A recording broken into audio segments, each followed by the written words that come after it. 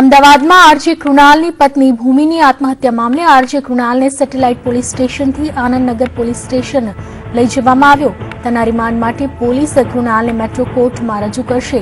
ભૂમિ આત્મહત્યા કેસની અગાઉ તપાસ કરનાર એસીપી યુવરાજસિંહ જાડેજા સમક્ષ સેટેલાઇટ પોલીસ સ્ટેશનમાં કૃણાલ બુધવારે સાંજે 6:30 વાગે તેના વકીલ સંજય ઠક્કરની સાથે હાજર થતા તેણે આખી રાત લોકઅપમાં વિતાવી હતી. જો કે હાલમાં આ સમગ્ર કેસની તપાસ આનંદનગર પોલીસ કરી રહી છે, જેણે કૃણાલનો કબજો લીધો છે.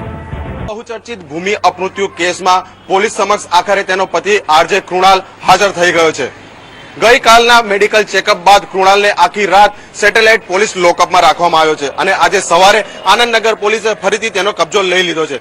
હાલમાં કૃણાલને આનંદનગર પોલીસે અહીંયા પોલીસ સ્ટેશનમાં લઈ આવી છે. તે બાદ વિધિવત જે કાયદાકીય પ્રક્રિયા છે તે પૂર્ણ કરીને તેને કોર્ટમાં રજૂ કરવામાં આવશે. હવે જોવાનું એ રહે છે કે આખા મામલામાં જે રીતે અનેક પ્રશ્નો ઉઠ્યા છે તેને જોતા પોલીસ કેવી તપાસ કરે છે, કોર્ટ સમક્ષ કૃણાલના કેટલા દિવસના રિમાન્ડની માંગ કરે છે અને કોર્ટ શું આદેશ આપે છે.